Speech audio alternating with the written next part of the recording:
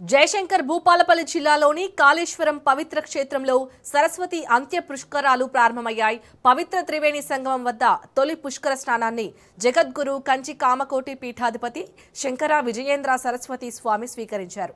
అనంతరం నదీమాతకు ప్రత్యేక పూజలు నిర్వహించారు.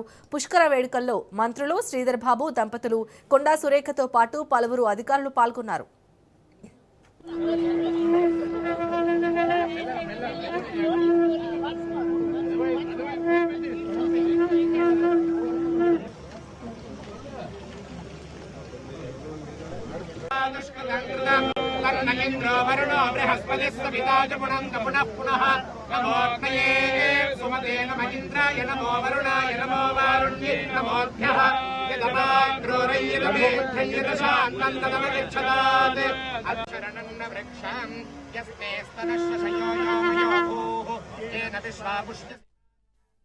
లక్షలాదిగా భక్తులు తరలిరానుండటంతో కాళేశ్వరం ప్రాంతమంతా శివనామ స్మరణతో మారుమ్రోగుతోంది.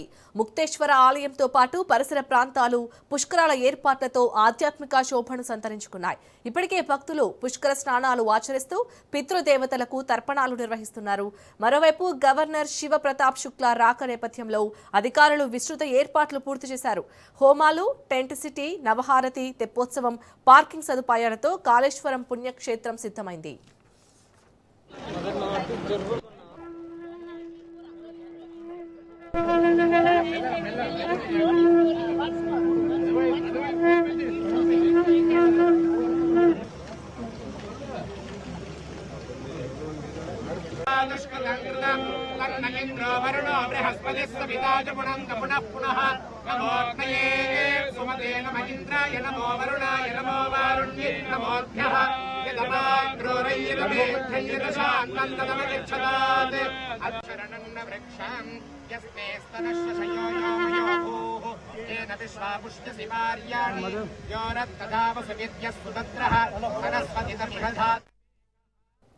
కాళేశ్వరంలో సరస్వతి నది అంత్య పుష్కరాలకు సంబంధించి మరింత సమాచారాన్ని మా ప్రతినిధి చంద్రశేఖర్ అందిస్తారు.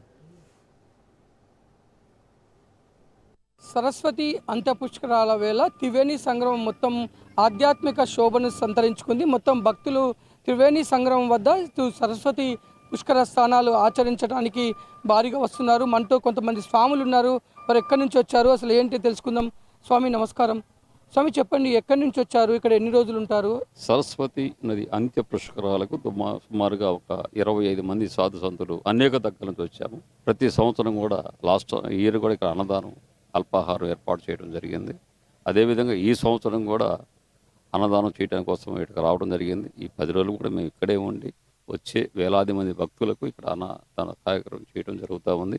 అదేవిధంగా మన హిందూ సాంప్రదాయం ఎలా ఉంటుంది, ఎలా ఉండబోతుంది అనే దాని మీద అనేక రకాలుగా ఫ్లెక్సీలు కూడా ఏర్పాటు చేసి, కొన్ని ఫ్లెక్సీలు కూడా మా సాధు సంతులు ఉండి ఆ గోమాత గురించి వివరణ చెబుతూ, ఏ విధంగా ప్రతి ఒక్కదాన్ని కూడా మేము వివరణ చెబుతూ మేము ముందుకెళ్ళాలని ఒక ఆలోచన. మా స్వామీజీ వారు మౌనస్వామి ఆశ్రమం వారు శ్రీశైలం నుంచి వచ్చారు. మేము ఎక్కడ పుష్కరాలు జరిగినా సరే మా యొక్క సనాతన సాధు సంత పరిషత్ అన్నదానం అనేది నిర్వహించడం జరుగుతూ ఉంది. స్వామివారిది మౌనస్వామి ఆశ్రమం శ్రీశైలం.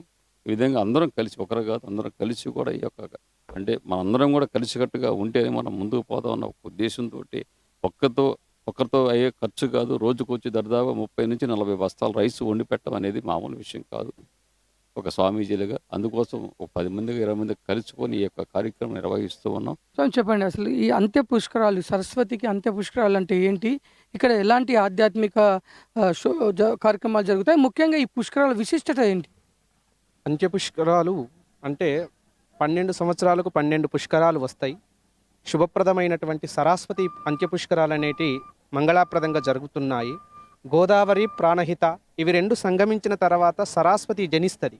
ఈ కాళేశ్వరాన విశిష్టత ఏంటిదేనంటే, ప్రాణహిత పశ్చిమ అంటే ఉత్తరం నుంచి ప్రాణహిత, పడమర నుంచి గోదావరి ప్రవహించి తన సొగసరి అలలతో అలా ప్రవహించి ఇక్కడ సంగమించిన తర్వాత సరస్వతి జనిస్తుంది.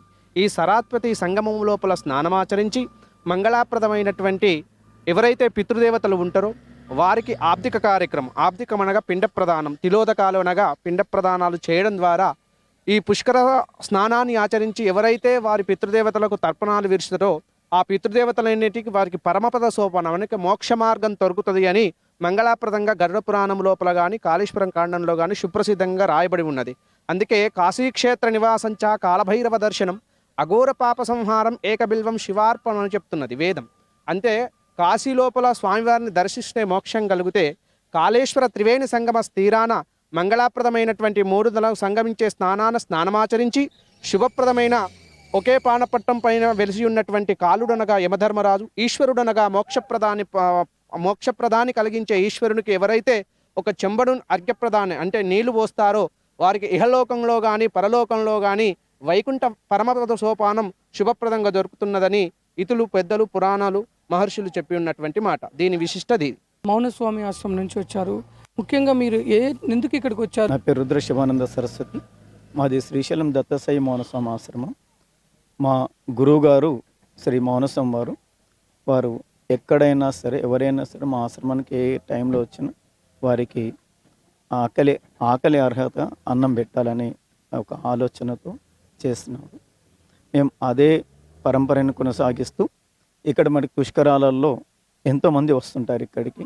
అందరికీ దేవస్థానం వారే ఏర్పాట్లు చేయాలంటే కుదరదు. కాబట్టి మా యొక్క బాధ్యతగా మేము మా ఆశ్రమం తరఫున కొన్ని పుష్కరాలలో రుద్రాక్ష స్వామీజీ వాళ్ళ యొక్క తోడ్పాటుతో మేము కొన్ని చేసినాము. గోదావరి, గంగా, ఇట్లా కావేరి పుష్కరాలు చేసినాము. ఇప్పుడు మాకు పోయిన సంవత్సరం గత సంవత్సరం ఇక్కడ సరస్వతీ నది పుష్కరాలు జరిగినప్పుడు మేము ఇక్కడ సాధు సంతులం అందరం రావడము, ఇక్కడ మా నరహరి శర్మ గారు మేము కలిసి ఇక్కడ అన్నదానం చేయడం జరిగింది. మాకు ఇక్కడ గమనించింది వారికి మా సహకారం మళ్ళీ అవసరం ఉంది ఈ పుష్కరాలలో అని మేము ఇక్కడ మళ్ళీ శర్మ గారు మేము సాధు సంతు పరిషత్తు అందరం కలిసి ఇక్కడ ఇప్పుడు అన్నదానం చేయాలనుకున్నాం. దానితో పాటుగా హిందూ సాంప్రదాయంలో ఆచార వ్యవహారాల గురించి అంటే కనీసం బొట్టు పెట్టుకునే విధానం, ఎందుకు బొట్టు పెట్టుకుంటాము, జంజం వేసుకుంటాం, ఎందుకు వేసుకున్నాము, ఇంటి ముందర కలాప ఎందుకు చల్లుతున్నాము అనేది చాలామందికి దాని శాస్త్రీయత తెలవకుండా ఉంది. దాని ద్వారా ఏమవుతుందంటే ఇతర మతస్థులు వీళ్ళని ప్రలోభ పెట్టు, వీళ్ళని అవహేళన చేస్తూ వాళ్ళని మైండ్ని చేంజ్ చేయడం జరుగుతుంది. మన యొక్క విధి విధానాల గురించి, శాస్త్రం గురించి మన వాళ్ళకి అర్థమయ్యే రీతిలో చెప్పాలని మొట్టమొదటిసారి సాహసోపేతమైన ఒక చర్య చేస్తున్నాము. ఫ్లెక్స్లు అవి వేసుకొని కొందరు మా సాధులందరూ మేమే వేసుకొని సహకారంతో చేస్తున్నాము. అది మన ఈ యొక్క ఆచార వ్యవహారాల గురించి, అలాగే గోవు గురించి. ఈ మధ్యాహ్నం చూస్తున్నాం మనం, ఇప్పుడు బక్రీద్ వస్తుంది 27వ తారీఖు.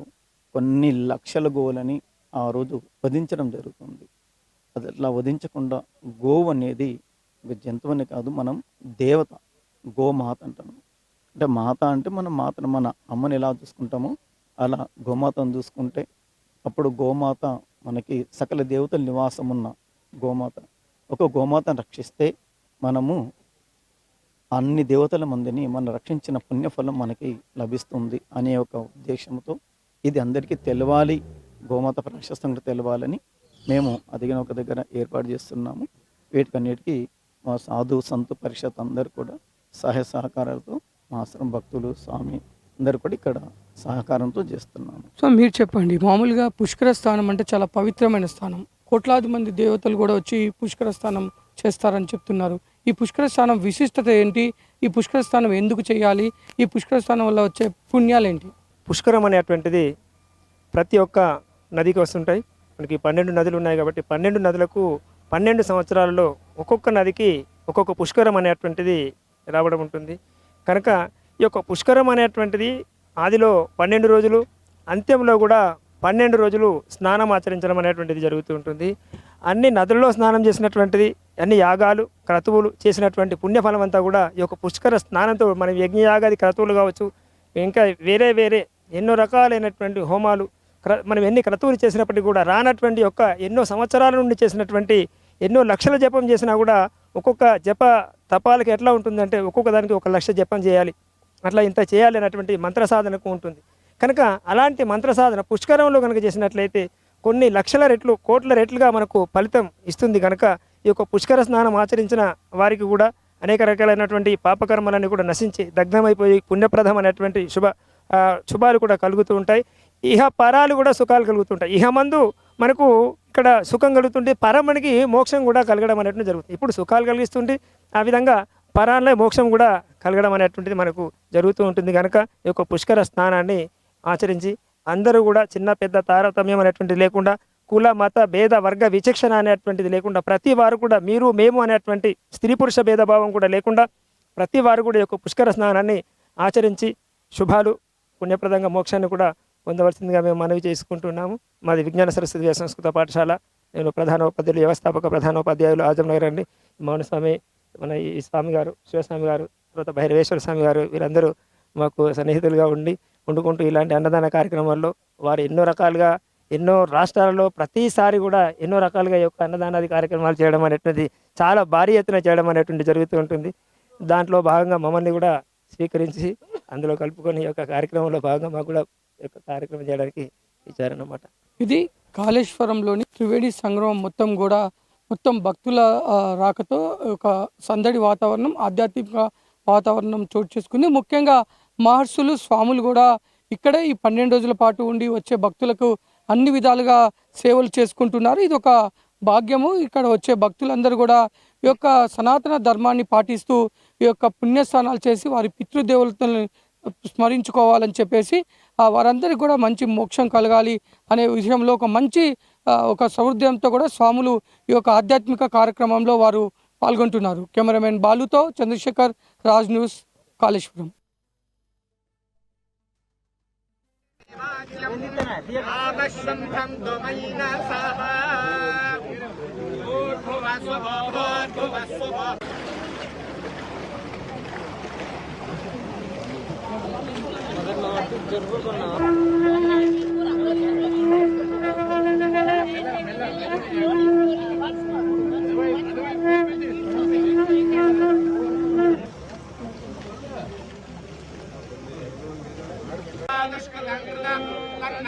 वरुणो बृहस्पतिस्सविताजपुनः पुनः नमोऽग्नये सुमतेन महीन्द्राय नमो वरुणाय नमो वारुण्ये नमोऽभ्यः यदमाग्रोरैरमेध्यैरशान्तन्दमगच्छतात् अक्षरणन्न वृक्षाम् यस्ते स्तनश्च